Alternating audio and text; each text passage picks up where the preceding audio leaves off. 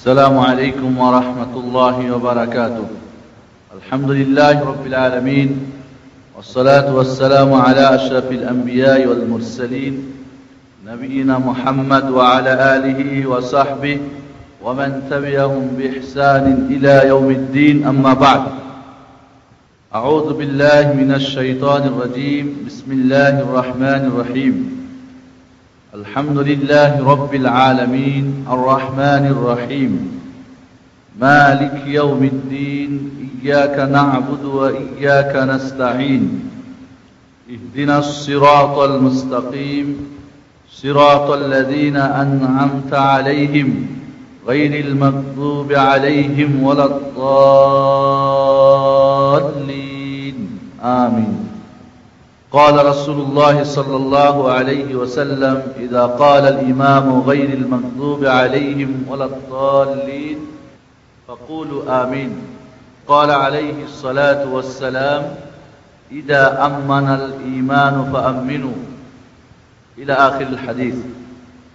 গত সপ্তাহে আমরা সূরা ফাতিহা অবশ্যই প্রত্যেকটি রাকাতেই পড়তে হবে, চাহে ইমাম হোক, চাহে মুক্তাদি হোক, চাহে একাকী হোক, সালাত জোরেই কিরাত হোক আর আস্তেই হোক, ফরজ সালাতই হোক আর নফল বা ফরজ বা সুন্নত বা ওয়াজিব সালাতই হোক, প্রত্যেক রাকাতেই অবশ্যই সূরা ফাতিহা পড়তে হবে। না পড়লে সালাত হবে না। এই সিদ্ধান্ত কোরআন এবং সহিহ হাদিসের আলোকে আমরা গ্রহণ করতে বাধ্য হয়েছি। যদিও ইমামদের ইখতিলাফ রয়েছে, তবে মুহাক্কিকিনে উলামা যারা, বিশেষ করে অন্য জমহুরের নিকট তো পড়তে হবে। ইমাম আবু হানিফা রাহমাতুল্লাহ আলাইহি তার সম্পর্কেও তার ছাত্র মুহাম্মদ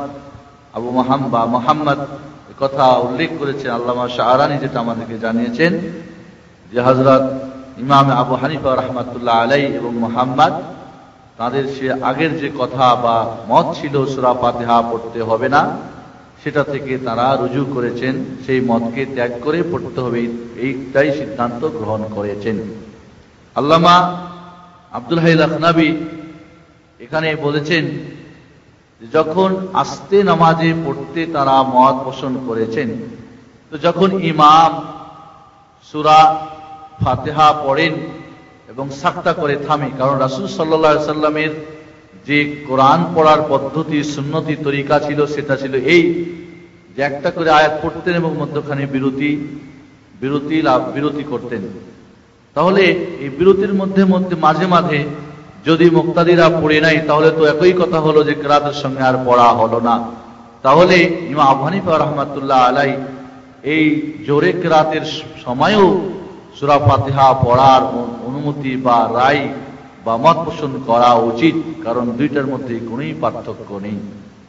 এজন্য আমরা সূরা ফাতিহা অবশ্যই পড়ব, না হলে আমাদের নামাজ বা সালাত হবে না। এজন্য নিজামুদ্দিন আউলিয়া কথা আপনাদের উল্লেখ করেছিলাম যে তিনি সূরা ফাতিহা পড়তেন এবং মুক্তাদিদেরকে পড়তে বলতেন।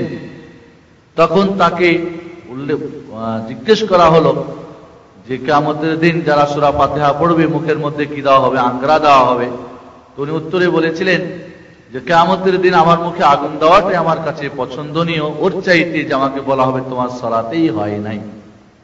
এজন্য আব্দুল হাই লাখনাবী রাহমাতুল্লাহ আলাইহি বলছেন যে এই মুখে আঙ্গরা বা আগুন দেওয়া হবে বা পাথর দেওয়া হবে বা সূরা ফাতিহা পড়লে গুনাহ হবে, এই হাদিসগুলি সবগুলি জাল বানোয়াট। এক শ্রেণীর মুতাআসসিব মাযহাবকে টিকে রাখার জন্য বা তাদের মতকে টিকে রাখার জন্য এই বাড়াবাড়ি করে জাল হাদিস বানাতেও তারা এত বড় স্পর্ধা তারা দেখাতে বাধ্য করেছে, একটাই কারণ যে মাযহাবকে টিকে রাখার জন্য বা তাদের মতকে টিকে রাখার জন্য। আজকে আমাদের আলোচ্য বিষয় হবে সূরা ফাতিহার পরে আমিন বলার বিষয়টা। যদিও গত সপ্তাহে সংক্ষিপ্ত আলোচনা করেছিলাম, আজকে একটু আমরা বিস্তারিত আলোচনা করা দরকার মনে করছি। আমিন শব্দের অর্থ বা মাহাত্ম্য হচ্ছে, আমিন শব্দের অর্থ মানে ইস্তাজিব, আল্লাহুম্মা ইস্তাজিব, হে আল্লাহ এটাকে কবুল করে নাও। হযরত ইবনে আব্বাস রাদিয়াল্লাহু তাআলা আনহু একদা বলছেন যে আমি রাসূলকে জিজ্ঞেস করলাম জামিনের অর্থ কি। তিনি বললেন যে প্রভু গো, এটা কবুল করে নাও বা এটা কবুল করে নাও। এজন্য অধিকাংশ আলেমদের মতে আল্লাহ আমিন অর্থ হচ্ছে আল্লাহুম্মা ইস্তাজিব। আল্লাহ মানে হে আল্লাহ, ইস্তাজিব মানে কবুল করে নাও। অন্য এক বর্ণনায় রাসূলুল্লাহ সাল্লাল্লাহু আলাইহি ওয়াসাল্লাম বলেন জামিন হলো রব্বুল আলামিনের পক্ষ থেকে মুমিন বান্দার মোহর, মুমিনের মোহর স্বরূপ। তার মুমিন বান্দার অন্তরে বান্দাদের জন্য একটা মোহর, মানে এটা যেন মোহর মেরে যাওয়া মানে কি, যখন শিল ছাপ্পড় মেরে যায় তখন কাজটা পাকাপোক্ত হয়ে গেল, ঠিক কিনা? একটা নর্মালি অফিসের যদি কাগজ হয়, সিল সিগনেচার না থাকে তাহলে হতে পারে বানাইছে কেউ, কিন্তু যখন শিল ছাপ্পড় হয়ে যায় এর অর্থ এই দাঁড়ায় যে এটা পাকাপোক্ত হয়ে গেল এবং মানে দোয়াটা কবুল হয়ে গেল। সূরা ফাতিহা একটা দোয়া, ঠিক না? এই দোয়াটা যখন আমিন বলেন তখন যেন এটা কি মোহর আঙ্কিত হয়ে গেল। রাসূল সাল্লাল্লাহু আলাইহি ওয়াসাল্লাম আরো বলেন নামাজ এবং দোয়ার সময় আমাকে আমিন দান করা হয়েছে, আমার আগে কাউকে আমিন দান করা হয় নাই। যখন কোনো দোয়া আমিন দিয়ে শেষ করা হয় সেটা আল্লাহর কাছে গৃহীত হয়।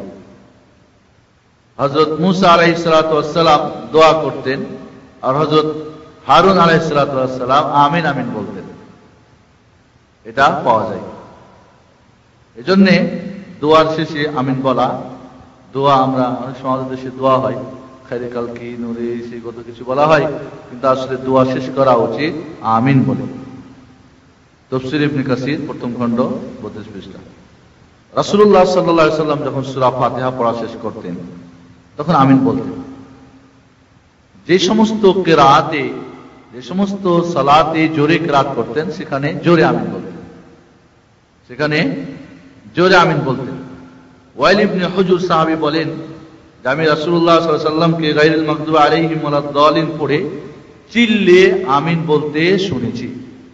আমি রাসূল সাল্লাল্লাহু আলাইহি ওয়াসাল্লামকে জোরে আমিন বলতে শুনেছি। তিরমিজি, আবু দাউদ, দারিমি, ইবনে মাজাহ, মিশকাত 80 পৃষ্ঠা। হযরত আবু হুরায়রা রাদিয়াল্লাহু তাআলা আনহু বলেন যে রাসূলুল্লাহ সাল্লাল্লাহু আলাইহি ওয়াসাল্লাম যখন বলতেন গায়রুল মাগদুবি আলাইহিম ওয়ালাদ-দালিন তখন বলতেন আমিন। এমনকি প্রথম কাতারে যারা থাকতো রাসূল সাল্লাল্লাহু আলাইহি ওয়াসাল্লামের আমিন শুনতে পেতেন, এত জোরে বলতেন। এবং এমন আছে বর্ণনায় যে মসজিদ গুঞ্জরিত হতো, গম গম করে শব্দ হতো। হযরত ইবনে জুবাইর, আব্দুল্লাহ ইবনে জুবাইর এবং তার মুক্তাদিরা এতই জোরে আমিন বলতেন যে মদিনার মসজিদে নববী গম গম করে শব্দ হতো। বুখারী 107 পৃষ্ঠা। এই সমস্ত হাদিসগুলি এটাই প্রমাণ করে যে আমিন বলতে হবে। আমিন বলতে হবে সবাই একমত, কিন্তু জোরে বলতে হবে না আস্তে। কেউ বলছেন জোরে আর কেউ বলছেন আস্তে বলাই উত্তম। কোনটা উত্তম? এজন্য ইমাম আবু হানিফা রাহমাতুল্লাহ আলাইহির উস্তাদ আতা ইবনে রাবাহ তাবী বলেন যে আমি মসজিদুল হারাম, মক্কার মসজিদে কাবা শরীফে আমি 200 জন সাহাবীকে পেয়েছি, তারা সকলেই চিল্লে জোরে আমিন বলতেন। বাইহাকি 2য় খণ্ড 59 পৃষ্ঠা, আইনি 6ষ্ঠ খণ্ড 48 পৃষ্ঠা, ফতহুল বারী 2য় খণ্ড 267 পৃষ্ঠা, ইবনে হিব্বান 189 পৃষ্ঠা। আর আপনারা দেখতে পাচ্ছেন যে আজ পর্যন্ত আলহামদুলিল্লাহ এই কাবা এবং মদিনায় জোরে আমিন আজ পর্যন্ত হয়ে আসতেছে। ইমাম শাওকানী রাহমাতুল্লাহ আলাইহি বলেন, বিভিন্ন হাদিসের বর্ণনা দিয়ে বলছেন যে তিনি জোরে আমিন বলতে হবে এর পক্ষে 17টি হাদিস এবং সাহাবীদের থেকে 3টি আসার বর্ণনা করেছেন, এবং এটাই সিদ্ধান্তে উপনীত হয়েছেন যে জোরে আমিন বলতে হবে। নাইনুল আওতার 2য় খণ্ড 115 পৃষ্ঠা। আল্লামা আব্দুল হাই লাখনবী হানাফি রাহমাতুল্লাহ আলাইহি মুসনাদ আহমদ, আবু দাউদ, তিরমিজি, তাবারানী, দারাকুতনি, হাকিম প্রভৃতি থেকে বেশ কিছু হাদিস বর্ণনা করেছেন আস্তে আমিন বলার পক্ষে। কিসের পক্ষে? আস্তে আমিন বলার পক্ষে। এবং এরপরে তিনি মন্তব্য করছেন যে আস্তে বলার পক্ষে একটা হাদিসও সহিহ না, সবগুলি জয়ীফ। বরং জোরে আমিন বলার হাদিসগুলি সবগুলোই শক্তিশালী, একটাও জয়ীফ না। এজন্যে আমাদেরকে সিদ্ধান্ত নিতে হবে জোরে আমিন বলতে হবে, এটাই হলো সঠিক মত। এবার আপনাদের গত সপ্তাহে আমি বলছিলাম যে আমিন বলার পক্ষে 4-5 রকম শব্দ এসেছে। কয় রকম? 5 রকম। একটা শব্দ আছে মাদ্দা বিহা সাউতা। সাউত মানে কি শব্দ? মাদ্দা বিহা সাউতা, তার শব্দকে তিনি টেনেছেন। আমিন, এটাকে টেনে বলা।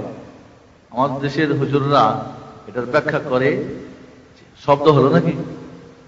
শব্দকে টানা হলো না এমনি শুধু মদ টানা হলো? শব্দ তো আর হলো না এখানে। আমাদের ছাত্ররা এটাকেই বুঝে নিয়ে মনে করে হুজুররা যা কইছে ভুল কি আর কইছে। মাদ্দা বিহা সাউতা, বুখারী শরীফের হাদিস, তার শব্দকে তিনি টেনেছেন। মাদ্দায় মধ্যে মানে কি টানা।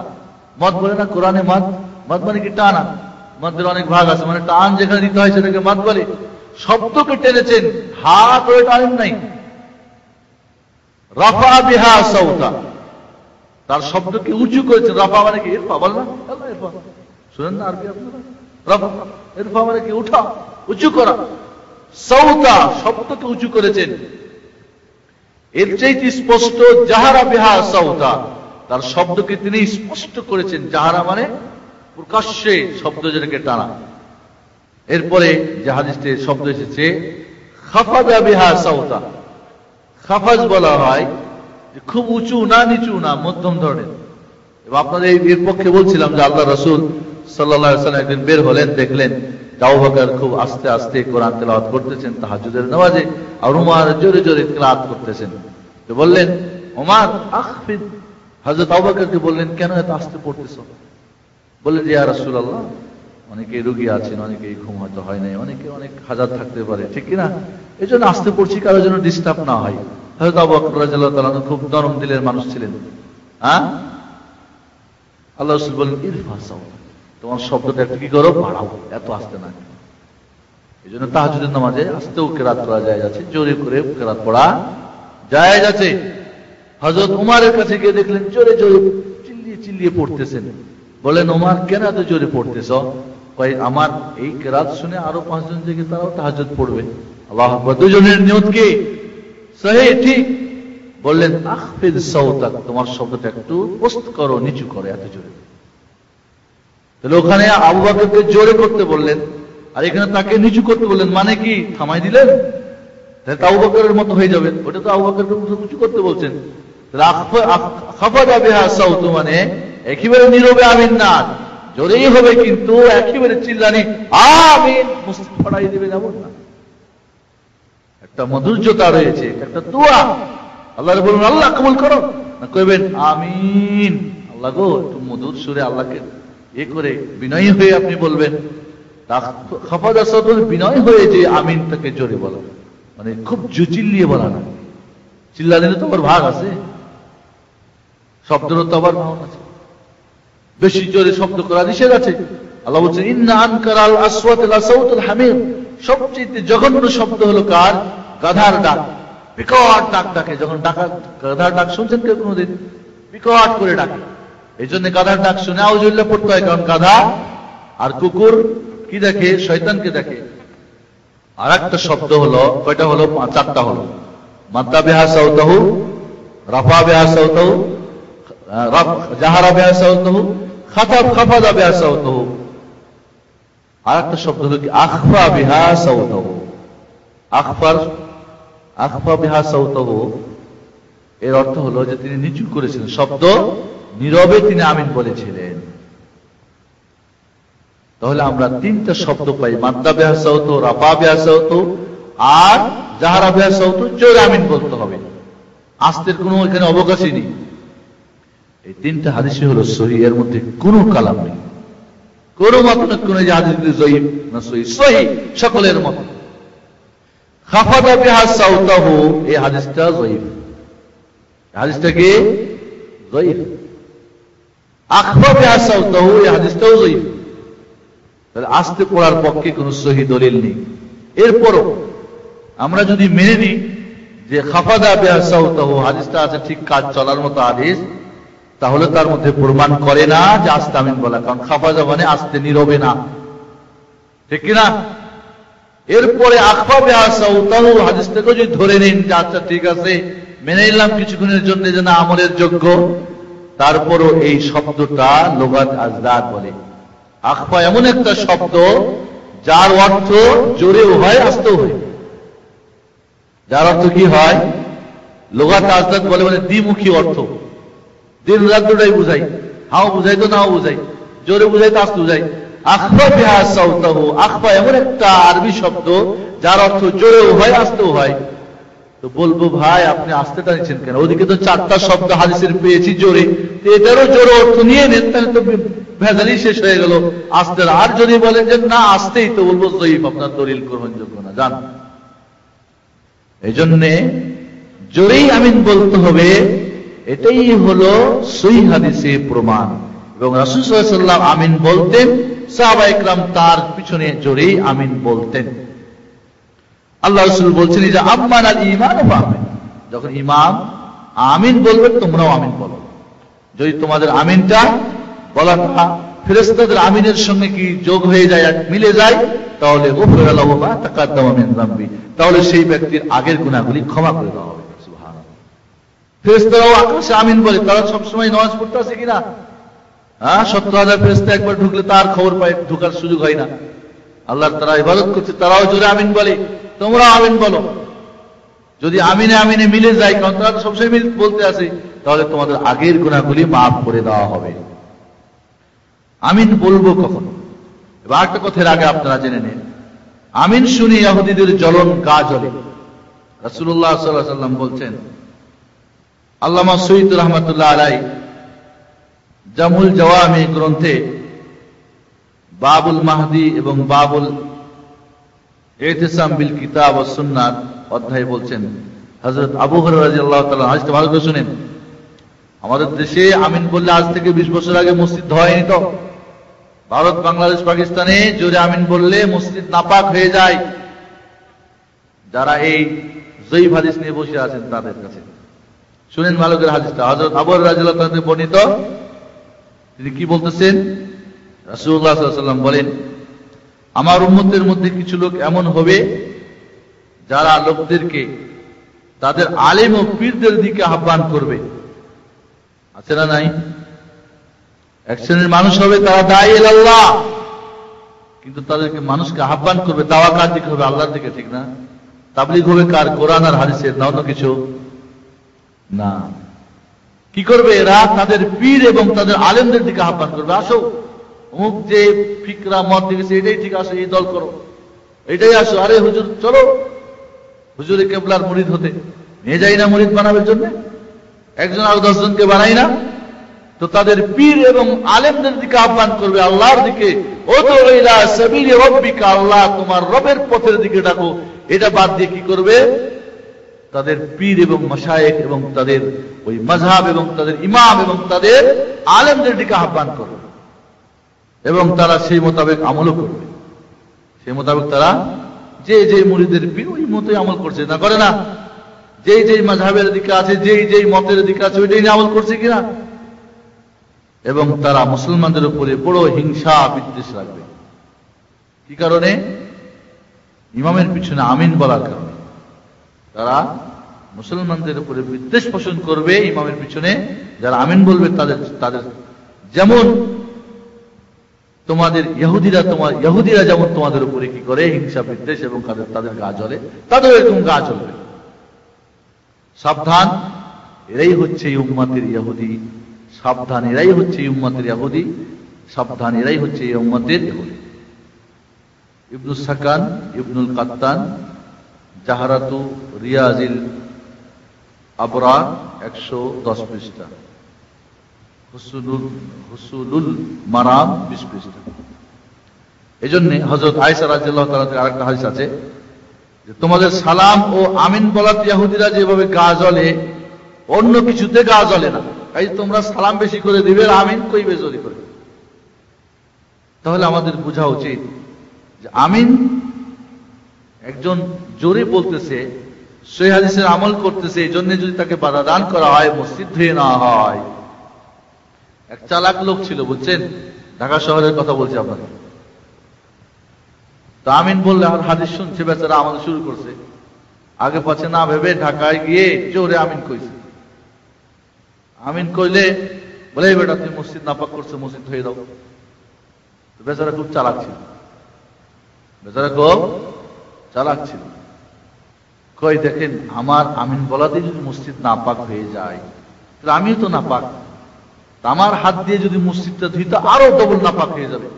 কই ঠিকই ঠিকই তাড়াতাড়ি পাই হবো। এরপরে মুয়াজ্জিন আর ইমামে মসজিদ হয়। এক জায়গায় এক বন্ধু আমাকে বলছিলেন যে এক জায়গায় একজন গেছে, জোরে আমিন কইছে, সালাম ফেরার পরে একজন কয়ে কোথায় থেকে শিয়ালের বাচ্চা আইসে রে,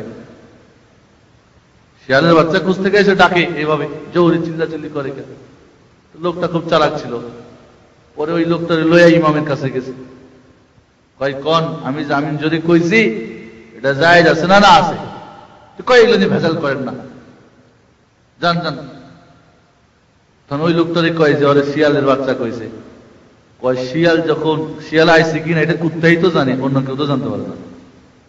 সর্বপ্রথম খবর পাই কুত্তা যে শিয়াল আইছে কিনা। এগুলি বাড়াবাড়ি গল্প হতে পারে, কিন্তু বাস্তব আমি এটা কনফার্ম যে আজ থেকে 20 বছর আগে বাংলাদেশের ঢাকার জায়গার কথা বলছি, এবং বহু জায়গাতে ইন্ডিয়া পাকিস্তানের বহু খবর আছে জোরে আমিন বললে মসজিদ বাধ্য করে ধয় নিয়েছে। এতটুকু বাড়াবাড়ি।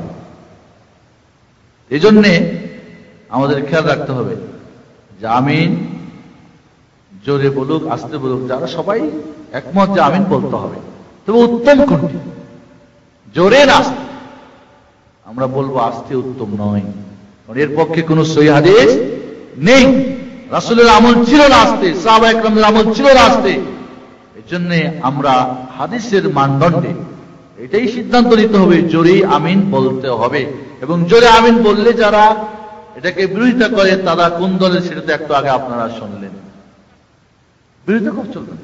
আপনি আস্তে বলছেন বলেন, কিন্তু যে জোরে বলতেছেন আপনার চাইতে তিনি নিঃসন্দেহ উত্তম, কারণ তিনি সহিহ হাদিসের আমল করতেছেন।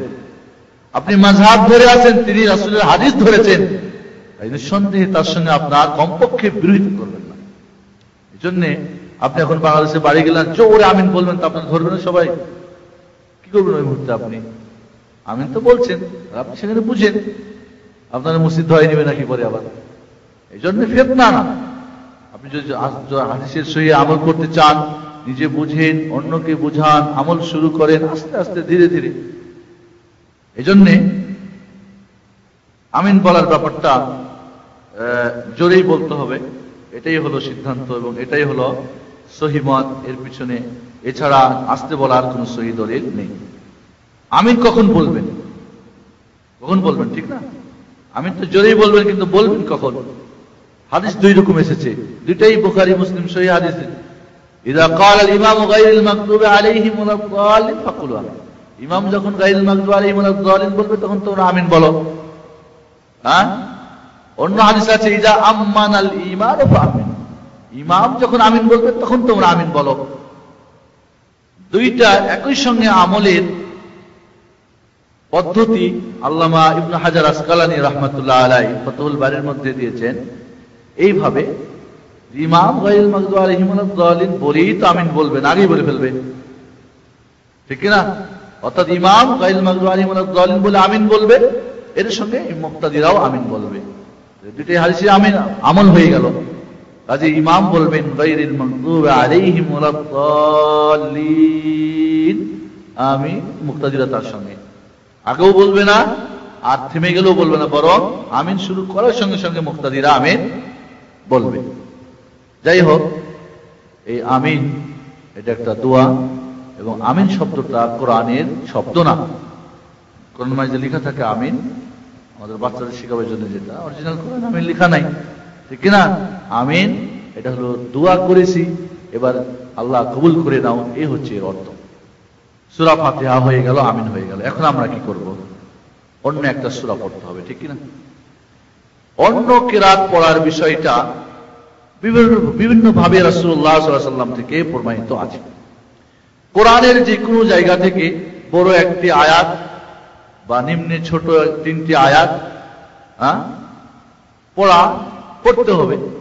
আপনি কোরআন থেকে যখন পড়বেন, রাসূল সাল্লাল্লাহু আলাইহি ওয়াসাল্লাম থেকে বিভিন্ন পদ্ধতি এসেছে। যেমন প্রথম পদ্ধতি, রাসূল সাল্লাল্লাহু আলাইহি ওয়াসাল্লাম অন্য সূরা যখন মিলাইছেন তখন পুরো একটা সূরা পড়েছেন, ঠিক আছে, প্রথম থেকে শেষ পর্যন্ত।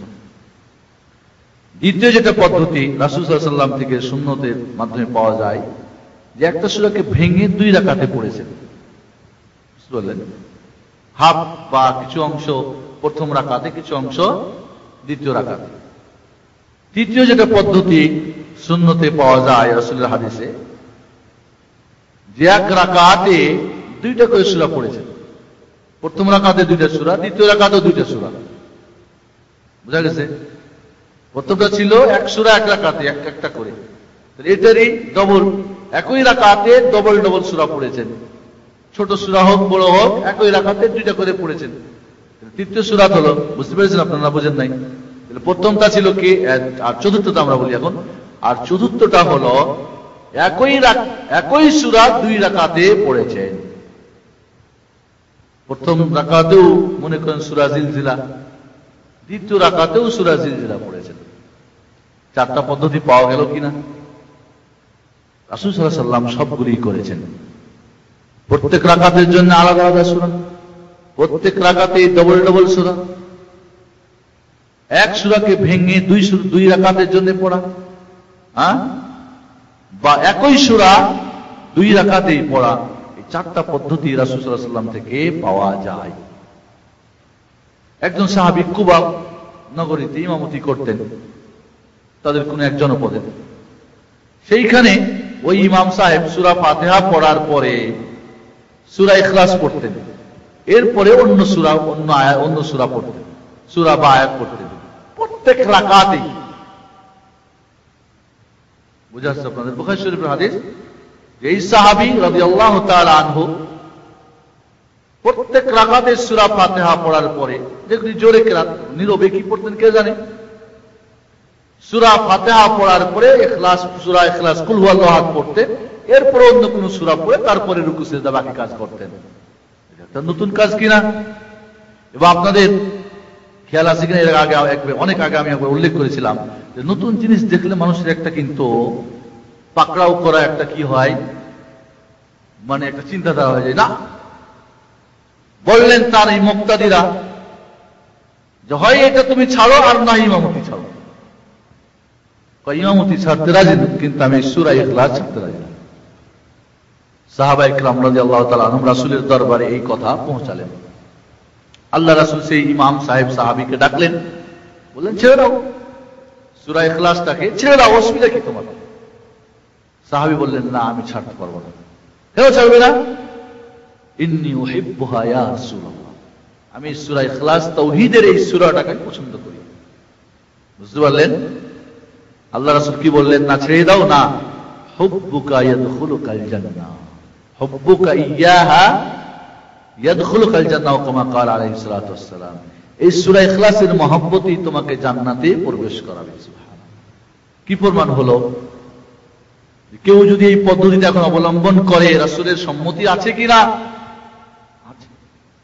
তবে এই হাদিস শিখাইবেন, তারপরে পড়বেন, না হলে বলবে যে হুজুরের মাথা খারাপ হয়েছে, ঘুরে ঘুরে খালি সূরা ইখলাস পড়ে হয়েছে কি আছে? ঠান্ডা পানি দৌড় দিয়ে আসবে, মাথায় ঢালো। এটাও একটা বিভিন্ন নামাজ সালাতের, মাগরিবের সালাত, জোহরের আসর, মাগরিব, বিভিন্ন সালাতের বিভিন্ন নির্দিষ্ট সূরা রাসূল সাল্লাল্লাহু আলাইহি ওয়াসাল্লাম পড়েছেন, এরকম হাদিসে পাওয়া যায়। হাদিসে পাওয়া যায় জুমার নামাজ আল্লাহ রাসূল সাল্লাল্লাহু আলাইহি ওয়াসাল্লাম প্রথম রাকাতে সূরা আলা, সাব্বিহিসমা রাব্বিকাল আলা, দ্বিতীয় রাকাতে সূরা গাশিয়া পড়তেন, বা প্রথম রাকাতে সূরা ওয়াকিয়া, সূরা কাফ, কাফ আল কোরআনুল মাজিদ, দ্বিতীয় রাকাতে সূরা মুনাফিকুন। জুমার দিনের ফজরের নামাজে আল্লাহ রাসূল প্রথম রাকাতে সূরা সাজদা পড়তেন, দ্বিতীয় রাকাতে সূরা তাহার বা সূরা জিন পড়তেন, সূরা ইনসান পড়তেন, জিন্নাহ সূরা ইনসান পড়তেন। এইভাবে মাগরিবের নামাজে, জোহরের নামাজে, আসরের নামাজে বিভিন্ন নির্দিষ্ট কিরাতও রয়েছে। এইজন্য কেউ যদি নির্দিষ্ট করে পড়ে যায়, কোন কোন মাযহাবে বলা হয়েছে নির্দিষ্ট করে কোন সূরা পড়া মাকরুহ। রাসূল সাল্লাল্লাহু আলাইহি ওয়াসাল্লাম তার জিন্দেগিতে নির্দিষ্ট করে পড়েছেন, আর মাযহাব এসে আমারে কইতেছে যে এটা মাকরুহ। কোনটা মানবেন? কোনটা মানবেন? নিঃসন্দেহে হাদিসের পরিপন্থী হলে সেটা আমি মানতে রাজিও না এবং কোরআন হাদিসের আলোকে সেটা মত হতে পারে না। তাহলে মোটামুটি আমরা জানতে পারলাম যে সূরা ফাতিহা পরে আমরা এই বিভিন্ন ধরনের সূরা পড়তে নিয়মে পড়তে পারি। এখানে আগে স্মরণ রাখতে আপনাকে সূরা প্রথম 2 রাকাতে সূরা ফাতিহার সঙ্গে অন্য সূরা মিলাতে হবে, অন্য সূরাও পড়বেন। হযরত জাবের ইবনে আব্দুল্লাহ সাহাবী বলেন যে আমরা নীরবে যখন কিরাত করতেন রাসূল সাল্লাল্লাহু আলাইহি ওয়াসাল্লাম যোহর আসর জামাত, আমরা সূরা ফাতিহার সঙ্গে অন্য সূরাও পড়তাম। জোরে কিরাত হলে সূরা ফাতিহার অতিরিক্ত আর পড়তে পারবে না প্রথম 2 রাকাতে, কিন্তু যদি নীরবে কিরাত হয় ইমামের, তাহলে সূরা ফাতিহার অতিরিক্ত প্রথম 2 রাকাতে পড়া জায়েজ রয়েছে। পড়তে হবে এমন কথা না, বুঝেছেন? সূরা ফাতিহা পড়তে হবে, মাসবি। বুঝে আসছে আপনাদের তাহলে ইনশাআল্লাহ। এরপরে আমাদের যে মাসালাটা আছে এটাও একটা অত্যন্ত জরুরি মাসালা, সেটা হলো যে এবার আপনি রুকুতে যাবেন। অন্য একটা সূরা পড়া হয়ে গেল, ঠিক কি না? এবার আপনি রুকুতে যাবেন। কিভাবে রুকুতে যাবেন? হাত উঠাবেন না হাত না উঠিয়ে চলে যাবেন? কোন কোন মাযহাবে বা হানাফি মাযহাবে বলা হয়েছে যে হাত উত্তোলন, শুধুমাত্র হাত উত্তোলনের মাসালাটা রফুল ইয়াদাইন বলে। রফ মানে উঠা, ইয়াদাইন ইয়াদের দ্বিবচন, ইয়াদাইন দুই হাত উঠানো। এই 2 হাত কোথায় কোথায় উঠাতে হবে? তাকবীরে তাহরিমায় হাত উঠাতে হবে কাঁধ বরাবর বা কান বরাবর, তবে কান ধরা এটা বিদআত নিঃসন্দেহে। কান যেটা ধরি কাঁধ বরাবর, এর পক্ষের হাদিসগুলি বেশি সহিহ, তবে কান বরাবরও হাদিস সহিহ। হয় কাঁধ বরাবর বা কান বরাবর তাকবীরে তাহরিমার সময় হাত উঠাতে হবে, এতে কোনোই ইখতিলাফ নেই, সকল মাযহাবেই উঠাতে হবে। বাকি থাকলে আর কোথাও হাত উঠাতে হবে কি না? জমহুরের নিকটে ইমাম শাফি, মালিক, আহমদুল হাম্বাল তাদের নিকটে আরো 3 জায়গাতে হাত উঠাতে হবে। সেটা হলো রুকুতে যখন যাবেন, রুকুতে যখন যাবেন, রুকু থেকে যখন আপনি উঠবেন তখনও সামি আল্লাহু লিমান হামিদা, ঠিক আছে? প্রত্যেক রুকুতে যাওয়ার সময় এবং প্রত্যেক রুকু থেকে ওঠার সময় রফুল ইয়াদাইন করতে হবে। আরেকটা স্থান হলো প্রথম বৈঠক করার পরে, প্রথম বৈঠক করার পরে উঠবেন যখন, তখনও উঠে আবার রফুল ইয়াদাইন করা, 2 হাত উত্তোলন করা। এবং অত্যন্ত দুঃখজনক বিষয় যে রফুল ইয়াদাইনের হাদিস 50 জন সাহাবী থেকে প্রমাণিত, যার মধ্যে খোলাফায়ে রাশিদিন আরবা আবু বকর, উমর, উসমান, আলী, এমন কোন মাসালা নেই শরীয়তের মধ্যে যে এই মাসালার মধ্যে 4 জন খলিফা থেকে হাদিস বর্ণনা হয়েছে এই রফুল ইয়াদাইন ছাড়া। শুধু তাই না, এর সঙ্গে আশরায়ে মুবাশশারা 10 জন যে জান্নাতের সার্টিফিকেট প্রাপ্ত সাহাবী আছে না, এই 10 জন সাহাবী এখানে হাদিস বর্ণনা করেছেন। 50 জন সাহাবী থেকে রফুল ইয়াদাইন করতে হবে এর প্রমাণ আছে। শুধু তাই না, 1,24,000 যে সাহাবী ছেড়ে গেছেন আল্লাহ রাসূল সাল্লাল্লাহু আলাইহি ওয়াসাল্লামের, তারা সবাই এই সমস্ত স্থানে হাত উঠিয়েছেন একমাত্র আব্দুল্লাহ ইবনে মাসউদ সাহাবী ছাড়া। কে? আব্দুল্লাহ ইবনে মাসউদ। এবং সেটা আমরা বর্ণনা করব যে সেই দলিল কতটুকু সহিহ। তাহলে 1,24,000 এর মধ্যে 1,23,999 জন সাহাবী হাত উঠিয়েছেন, একজন সাহাবী উঠান নাই। এবং কেন উঠান নাই আমরা পরে আলোচনায় আসতেছি। মোট কথা আমাদের জানতে হবে যে রাসূলুল্লাহ সাল্লাল্লাহু আলাইহি ওয়াসাল্লাম, বুখারী শরীফের হাদিস, যে হযরত আব্দুল্লাহ ইবনে ওমর সাহাবী বলছেন, আমি রাসূল সাল্লাল্লাহু আলাইহি ওয়াসাল্লামকে দেখেছি তিনি যখন নামাজে হাত বেঁধেছেন তাকবীরে তাহরিমা, তখন তিনি কাঁধ বরাবর হাত উঠিয়েছেন। এইভাবেই তিনি রুকুতে যাওয়ার সময় হাত উঠিয়েছেন। ওয়াফআলু যালিকা ইযা রাফআ মিনার রুকু, এবং রুকু থেকে যখন উঠলেন তখনও তিনি হাত উঠিয়েছেন। এজন্য এই ধরনের 50 জন সাহাবী থেকে এই 4 জায়গাতে হাত উত্তোলন করতে হবে। মুতাওয়াতির হাদিস, যার মধ্যে কোনো জয়ীফের কোনো সন্দেহ পরিমাণে কিছু নেই। এইভাবে প্রথম আব্দুল্লাহ ইবনে ওমর সাহাবী বা অন্যান্য সাহাবা ইকরাম থেকে এর প্রমাণ আছে। প্রথম বৈঠক করে উঠার পরে যে হাত উঠাতে হবে তার হাদিস হযরত আব্দুল্লাহ ইবনে ওমর বলতেছেন যে রাসূলুল্লাহ সাল্লাল্লাহু আলাইহি ওয়াসাল্লাম রাফা ইয়াদাইহি বলতে ওয়াইদা কামা মিনার রাকাতাইনি রাফা ইয়াদাইহি, প্রথম 2 রাকাত থেকে যখন উঠেছেন তাশাহুদ করে তখনও তিনি হাত উঠিয়েছেন। তাহলে তাকবীরের তাহরিমার সময় আল্লাহ, এবং এটা আপনাদের বলেছিলাম যে একই সঙ্গে আল্লাহু আকবার, কাজ আগে তাকবীর পরে আল্লাহু আকবার, তাকবীর আগে আল্লাহু আকবার, কাজ পরে, তিনটাই জায়েজ রয়েছে, যেটা আপনি ইচ্ছা সেটাই করেন। এরপরে যখন আপনি রুকুতে যাবেন রফুল ইয়াদাইন করতে হবে। যখন আপনি রুকু থেকে উঠবেন 2 হাত আবার উঠাতে হবে, কাঁধ বরাবর বা কান বরাবর। ঠিক যখন প্রথম বৈঠক করে উঠবেন তখন আপনাকে হাত উঠাতে হবে। এর পক্ষে 50 জন সাহাবী থেকে এই হাদিস বর্ণনা হয়েছে।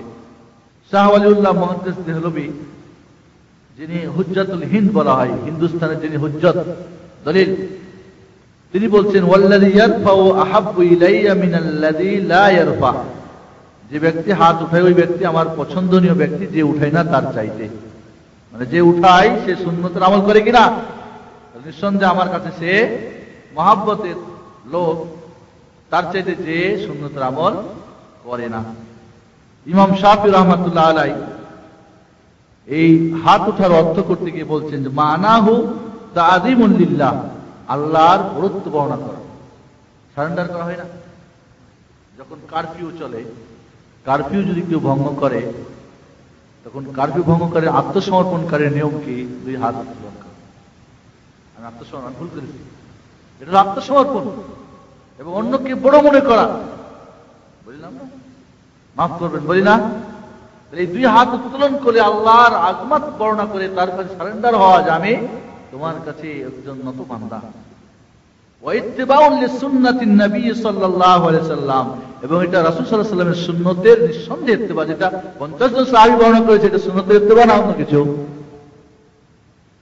আব্দুল্লাহ ইবনে ওমর সাহাবী বলছেন রাফুল ইয়াদাইন মিন জিনাতিস সালাহ, এই 2 হাত উত্তোলন করা নামাজের সৌন্দর্যতার মধ্যে একটা সৌন্দর্য। 2 হাত উঠা নামাজের সৌন্দর্যের একটা কি দিক। নোমান বিন আবি আইয়াস বলতেছেন লিকুল্লি শাইইন জিনা, প্রত্যেকটা জিনিসের একটা সৌন্দর্য আছে না। ওয়া জিনাতুস সালাত আন তারফা ইয়াদাইকা ইযা কাব্বার, আর নামাজের সৌন্দর্য হচ্ছে, ইনি দ্বিতীয় আবু হানিফা কিন্তু নোমান বিন আবি আইয়াস, নামাজের সৌন্দর্য হচ্ছে তুমি 2 হাত উত্তোলন করবে যখন তাকবীর বলবে, ওয়া ইযা রাকাতা, যখন তুমি রুকু করবে, ওয়া ইযা রাফা'তা রাসাকা মিনার রুকু, আর যখন রুকু থেকে তুমি মাথা উঠাবে তখন হাত উত্তোলন করবে। এটা নামাজের একটা সৌন্দর্যতা। ইমাম ইবনে সিরিন রাহমাতুল্লাহ আলাইহি বলছেন হুয়া মিন তামামিস সালাহ, নামাজে রফুল ইয়াদাইন করা নামাজ পূর্ণ অঙ্গ হওয়ার একটা অংশ বিশেষ। আব্দুল মালিক রাহমাহুল্লাহ বলেন সাআলতু সাঈদ ইবনে জুবাইর আন রাফিল ইয়াদাইনি ফিস সালাহ, সাঈদ ইবনে জুবাইর একজন যোগ্য তাবী, বড় তাবীদের মধ্যে, মানে তাবীদের স্তর আছে বড়, মধ্যম, ছোট, সবচেয়ে বড় তাবীদের অন্তর্ভুক্ত। তাকে জিজ্ঞেস করলাম, কে বলছে? আব্দুল মালিক, যে রফুল ইয়াদাইন ব্যাপারটা কি? ফাকালা হুয়া শাইউন আন ইউযায়্যানা বিহি আন তুযায়্যানা বিহি সালাতাক, বলে এমন একটা জিনিস যার মধ্যে তুমি নামাজকে তোমার নামাজের সৌন্দর্যতা বর্ধিত করবে। বাইহাকি 2য় খণ্ড 75 পৃষ্ঠা। উকবা বিন আমির বলেন রাদিয়াল্লাহু তাআলা আনহু, মান রাফা ইয়াদাইহি ফিস সালাহ লাহু বিকুল্লি ইশারাতিন 10 হাসানাত, যে রফুল ইয়াদাইন করবে প্রত্যেকটা উত্তোলনে তার নেকি কত হবে? 10টা করে। কয়টা করে নেকি হবে? আব্দুল্লাহ ইবনে ওমর সাহাবীও তাই বলছেন, প্রত্যেকটা হাত উত্তোলনে 10টা করে নেকি। কেন? এটা একটা সুন্নাত না? সহিহ হাদিসে আছে যে বান্দা যখন একটা কাজ করে, ভালো কাজ করার উদ্দেশ্য করে, তখন যদি নাও করে তাহলে 10 নেকি লিখে দিই, আল্লাহ বলছেন হাদিসে কুদসি। আর যদি না করে তবু 1 নেকি লিখে দিই। বান্দা যদি কোনো পাপের কাজ করার চিন্তা ভাবনা করে, যদি করে তো একটা পাপ লিখে দিই, আর যদি না করে বিরত থাকে চিন্তা করার পরে তবু 1 নেকি লিখে দিই। সুবহানাল্লাহ। তাহলে বোঝা যাচ্ছে যে রফুল ইয়াদাইন নিঃসন্দেহে রাসূলের সুন্নতের, যেটা যে সুন্নত প্রমাণ করতে কোনো প্রকার আর কোনো এখানে সন্দেহের উপর কাজ নেই। এই সুন্নতটা আপনি আমল করবেন, নেকি পাবেন না নিঃসন্দেহে। কেউ বলেছেন যে 10টা যেহেতু আঙ্গুলি, হাত উঠাবেন না 10টা, এক একটাতে একটা করে নেকি, 5 দুগুণে 10 নেকি। এই জন্য আপনি একটা রাসূলের সুন্নত। এই জন্য বন্ধুগণ, আপনারা যদি হিসাব করেন 2 রাকাত নামাজে শুধু তাকবীরে তাহরিমা একজন পড়লেন, দিল উঠালেন, তাহলে একটা তাকবীরে 10 নেকি পেলেন, ঠিক না? আর একজন কি করলেন, আরো 2টা করে 4টা বাড়ালেন, তাহলে 40-50 নেকি পেলেন। যে রফুল ইয়াদাইন করলেন 50 নেকি পেলেন, আর যে করলেন না মাত্র 10 নেকি পেলেন। 40 কম হলো না? 4 রাকাত নামাজ যদি হয় তাহলে কত হবে? তাকবীরে তাহরিমা একটা, আর রুকুতে যাওয়া আসা 4 দুগুণ 8, 9 হলো, ঠিক না? আর 2 রাকাত পড়ে তাশাহুদ করে উঠে একটা, কয়টা হলো? 10। 10 10 কত? 100। কিন্তু যিনি শুধু তাকবীরে তাহরিমাতে বাঁধলেন কত? মাত্র 10। তো যারা এই তাকবীরে মানে রফুল ইয়াদাইন করেন না, এক ওয়াক্ত নামাজে কত নেকি থেকে মাহরুম হন। এইভাবে 5 ওয়াক্ত নামাজ হিসাব করেন, যারা রফুল ইয়াদাইন করে না কত নেকি কম। দৈনিক 1000 করে নেকি কম পান। হিসাব করেন, দৈনিক কমপক্ষে 1000 নেকি কম হয় যারা শুধু তাকবীরে তাহরিমাকে ধরে আছেন। এই জন্য এই তাকবীরে তাহরিমায় রফুল ইয়াদাইন সম্পর্কে হাদিসের বর্ণনা করে শেষ হয়। কারণ 50 জন সাহাবীর হাদিস বর্ণনা করতে গেলে আপনাদের কিছু কিছু হাদিস বর্ণনা করি। ইমাম বাইহাকি এবং ইমাম হাকিম বলছেন, ফাকাদ রুবিয়া হাদিস সুন্নাতু আন আবি বকর ওয়া উমর ওয়া উসমান ওয়া আলী রাদিয়াল্লাহু আনহুম। এই সুন্নাতটা 4 জন খলিফা থেকে বর্ণনা হয়েছে, আবু বকর, উমর, উসমান, আলী রাদিয়াল্লাহু আনহু। আল্লামা সুবকি রাহমাতুল্লাহ আলাইহি বলেন যে এই রফুল ইয়াদাইন সমস্ত কি বলে আপনার 4 জন খলিফা থেকে বর্ণনা করা হয়েছে। আন আলী ইবনে আবি তালিব আন্না রাসূলুল্লাহ সাল্লাল্লাহু আলাইহি ওয়াসাল্লাম কানা ইয়ারফু ইয়াদাইহি ইযা কাব্বার লিস-সালাহ হাদওয়া মানকিবাই ওয়া ইযা আরাদা আন ইয়ারকা ওয়া ইযা রাফা রাসু মিনার রুকু ওয়া ইযা কামা মিনার রাকাতাইন ফাআলা মিসলা যালিক। ইমাম বুখারী রাহমাতুল্লাহ আলাইহি একটা বই লিখেছেন যে ইমামের পিছনে যে সূরা পড়তে হবে এই বিষয়ে একটা কিতাবই লিখেছেন। এই কিতাবটার 6ষ্ঠ পৃষ্ঠায় বলতেছেন, হযরত আলী বলছেন যে আমি রাসূল সাল্লাল্লাহু আলাইহি ওয়াসাল্লামকে দেখেছি, তিনি যখন তাকবীর দিয়েছেন নামাজের জন্য কাঁধ বরাবর হাত উঠিয়ে রফুল ইয়াদাইন করেছেন। ওয়া ইযা আরাদা আন ইয়ারকা, রুকু যখন করেন তখন হাত উঠিয়েছেন। ওয়া ইযা রাফা রাসাহু মিনার রুকু, যখন রুকু থেকে মাথা উঠিয়েছেন তখন। ওয়া ইযা কামা মিনার রাকাতাইন, যখন 2 রাকাত পড়ে তাশাহুদ করে উঠেছেন তখনও তিনি রফুল ইয়াদাইন করেছেন। এইভাবে হযরত আবু বকর রাদিয়াল্লাহু, অনেক হাদিস আমি কয়েকটা বর্ণনা করছি আপনাদের। হযরত আবু বকর রাদিয়াল্লাহু তাআলা আনহু বলছেন থেকে বর্ণনা যে আন আব্দুল্লাহ ইবনে জুবাইর قال صليت خلف ابي بكر فكان يرفع يديه اذا ركع واذا رفع راسه من الركوع وقال صليت خلف رسول الله صلى الله عليه وسلم فذكر مثله।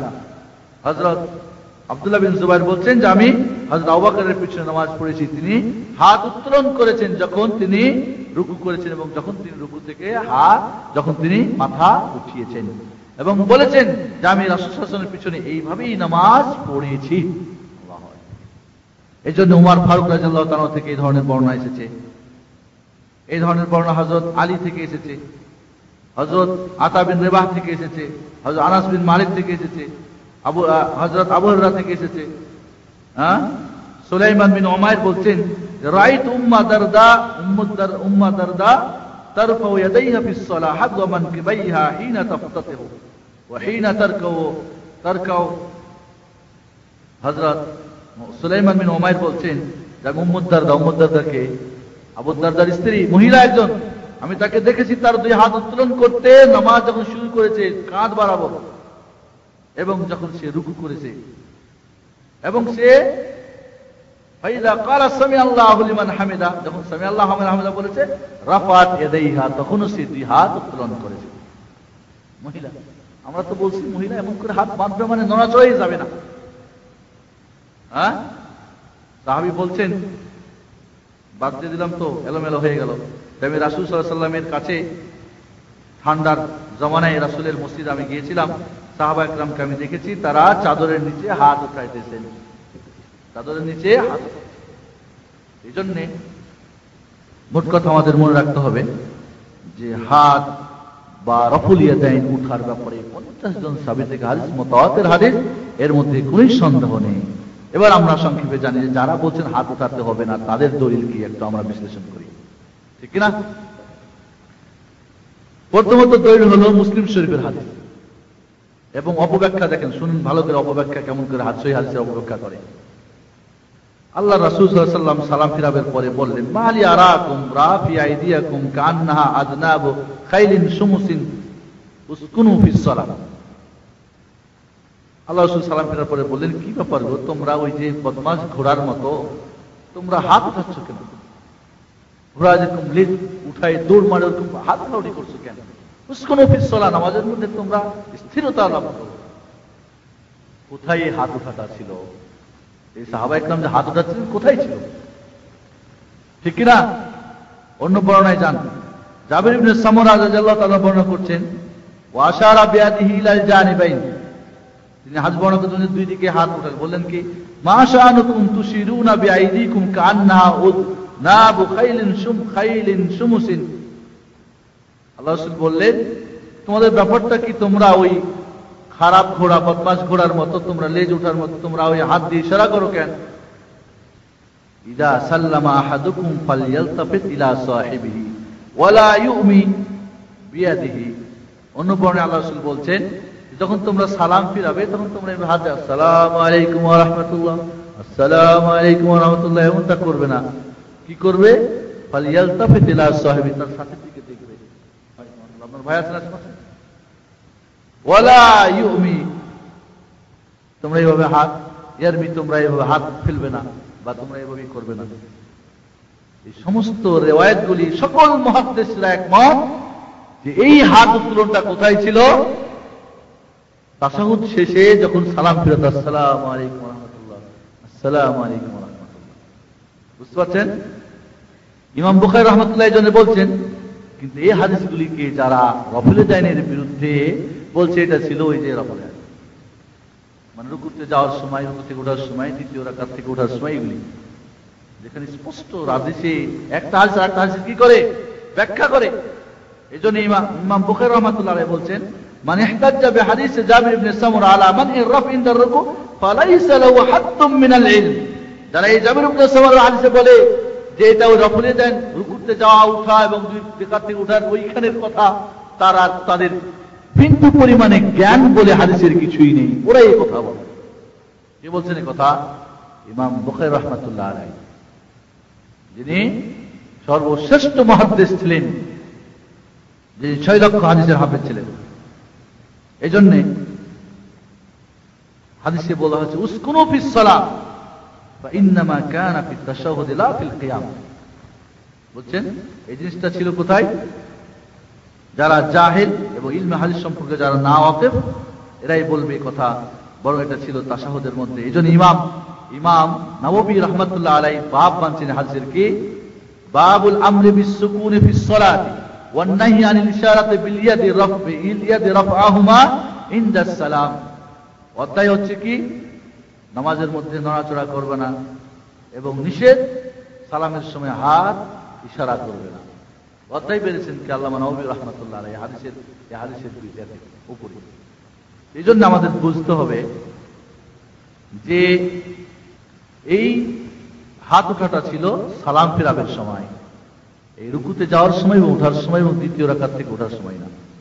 দ্বিতীয় দলিল কি, আব্দুল্লাহ ইবনে মাসউদ রাদিয়াল্লাহু তাআলা আনহু নামাজ পড়ালেন, ফালাম ইয়ারফা ইয়াদাইহি ইল্লা মাররা। বুঝছেন? আব্দুল্লাহ ইবনে মাসউদ রাদিয়াল্লাহু তাআলা নামাজ পড়ালেন, সাহাবী তিনি। নামাজ পড়ার পরে নামাজে শুধু একবার মাত্র হাত উঠালেন, আর হাত উঠালেন না। আবু দাউদ প্রথম খণ্ড 199 পৃষ্ঠা, তিরমিজি প্রথম খণ্ড 36 পৃষ্ঠা। এটা বর্ণনা করার পরে ইমাম আবু দাউদ, যিনি হাদিসটা বর্ণনা করছেন যে আব্দুল্লাহ ইবনে মাসউদের এই ফেল কাজটা, বলছেন ওয়ালাইসা হুয়া বিসাহিন আলা হাযাল লাফ, বলে এটা সহিহ না। যিনি বর্ণনা করছেন তিনি বলছেন, আবু দাউদ তিনি একজন মুহাদ্দিস, বলছেন এটা কি সহিহ নয়। আব্দুল্লাহ ইবনে মাসউদের এই যে কথা বলা হচ্ছে তার সম্পর্কে এটা কখনোই সহিহ না। ইমাম তিরমিজি রাহমাতুল্লাহ বলছেন, ইয়াকুল আব্দুল্লাহ ইবনে মুবারক ওয়ালাম ইয়াসবুত হাদিস ইবনে মাসউদ। আব্দুল্লাহ ইবনে মাসউদের হাদিসটা কি সাবিত না, প্রমাণিত না।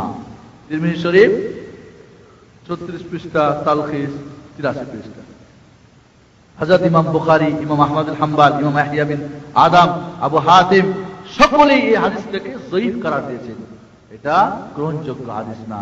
মুসনাদ আহমদ 3য় খণ্ড 168 পৃষ্ঠা। ইমাম নববী রাহমাতুল্লাহ আলাইহি বলছেন, সকল মুহাদ্দিসিনে কিরাম ইত্তেফাক যে আব্দুল্লাহ ইবনে মাসউদের এই হাদিসটা যঈফ। তাহলে যেখানে 50 জন সাহাবী হাদিসে মুতাওয়াতির, খুলাফায়ে আরবা, আশারায়ে মুবাশশারা, বড় বড় সাহাবী, একটা যঈফ দিয়ে আপনি এগুলিকে বাদ করবেন, এটা তো হতে পারে। জামার মুরগি যেখানে ইচ্ছে সেখানেই কাটবে, এমন তো হতে পারে না। এটা সুন্নতের না। তাহলে এই দলিলটাও কি গ্রহণযোগ্য না। দ্বিতীয় দলিল, যারা বলছেন নফল দান করতে হবে না, বারা ইবনে আযিবের দলিল কি? বারা ইবনে আযিবের হাদিস কি? বারা ইবনে আযিব একবার হাত উঠার পরে আর হাত উঠালেন না, তুম্মা লা ইয়াউদ, এরপরে হাত উঠালেন না। এর মানে এই, এরপরে আবু দাউদ রাহমাতুল্লাহ আলাইহি এই কথাটা বর্ণনা করার পর বলছেন, হাযাল হাদিস লাইসা বিসহিহ। বারা ইবনে আযিব থেকে যে হাদিসটা বর্ণনা করা হয়েছে যে একবার হাত উঠে আর হাত ওঠান নাই, এটা সহিহ নয়। আবু দাউদ 1ম খণ্ড 200 পৃষ্ঠা। এই হাদিসটাকে রাদ্দাহু ইবনুল মাদিনী ওয়া আহমদ ওয়া দারাকুতনি ওয়া যাআফাহু আল বুখারী। এই বারা ইবনে আযিবের হাদিসটাকে ইবনু আলী ইবনুল মাদিনী, ইমাম বুখারীর শিক্ষক, ইমাম আহমদ আল হাম্বলি 10 লক্ষ হাদিসের হাফেজ, হাদিসে তার উপরে কোন ইমাম যেতে পারে নাই।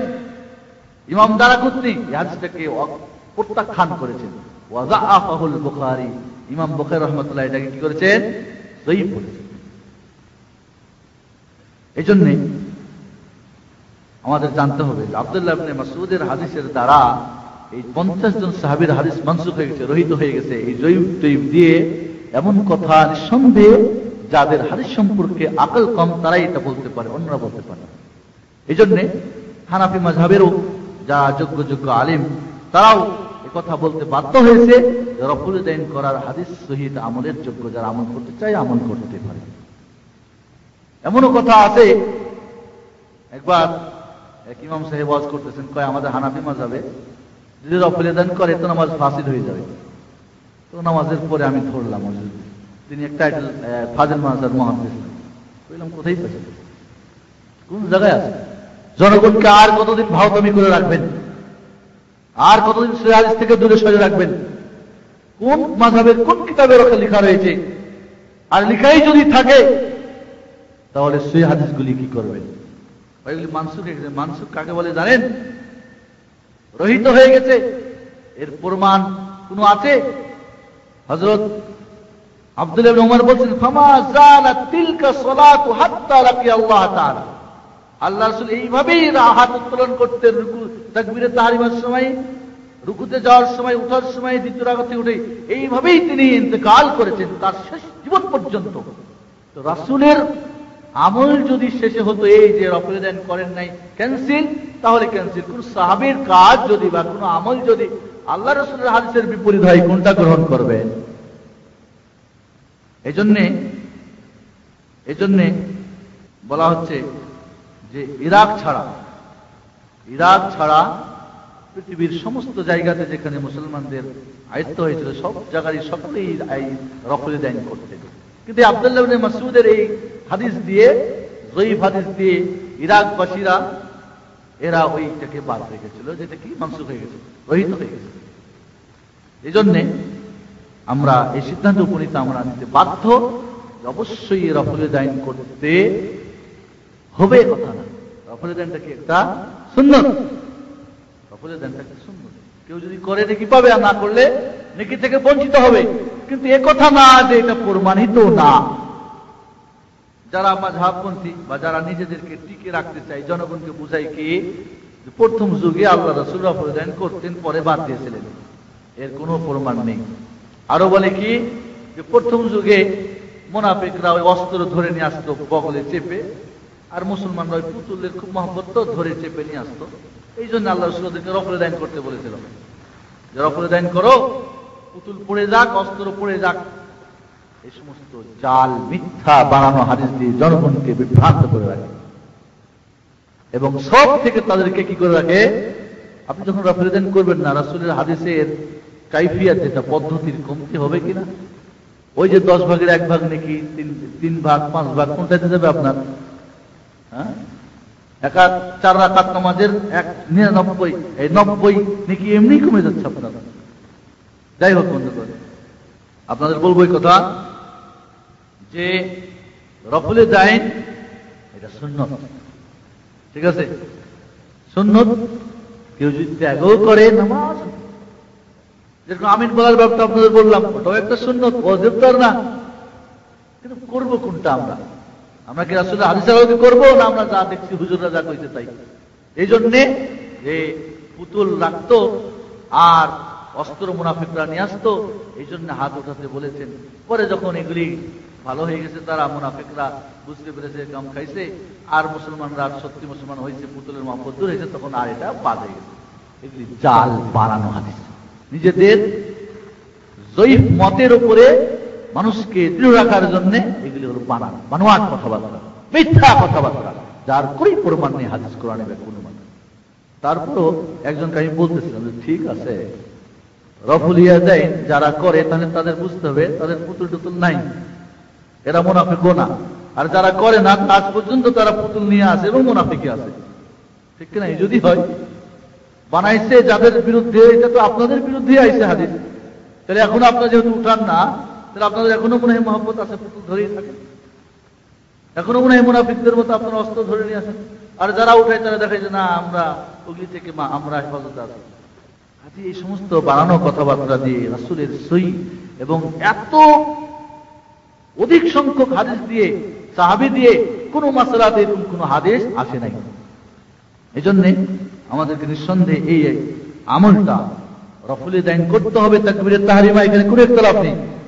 রুকুতে যাওয়ার সময়ও করতে হবে, হুবহু ভাবে রুকু থেকে ওঠার সময় করতে হবে, এবং প্রথম বৈঠক করে উঠবেন তখন করবেন। এগুলি সুন্নত। কেউ যদি করে, উকবা বিন আমির বলছেন 10টা করে নাকি পড়ে প্রত্যেকটা হাত।